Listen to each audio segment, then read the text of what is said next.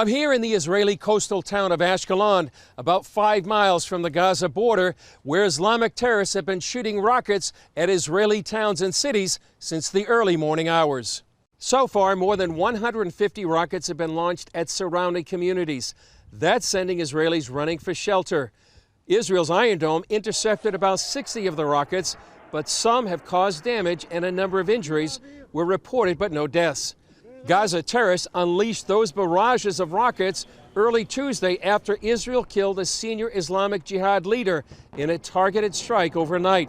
In the past year, this arch-terrorist was the main generator of terrorism from the Strip.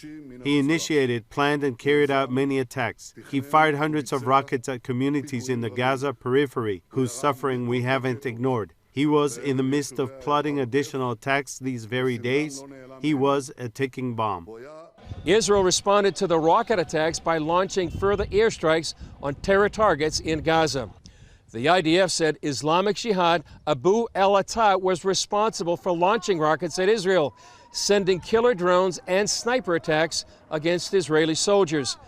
They described him as a ticking time bomb that was planning an imminent attack. Also overnight, Syrian media reported an airstrike against the head of Islamic Jihad in Syria. Israel did not comment on this strike, but analysts said he was the leader directing operations in Gaza, and Islamic Jihad is backed by Iran. Israel responded to the rocket attacks by launching further airstrikes on terror targets in Gaza.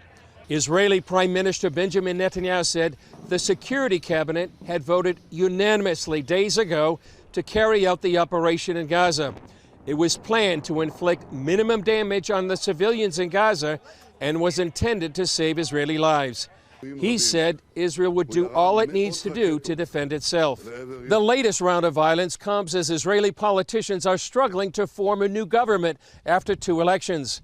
Israeli President Reuven Rivlin called on Israelis to stand united for security and put politics aside. I'm Chris Mitchell, reporting from Ashkelon, near the Israeli-Gaza border.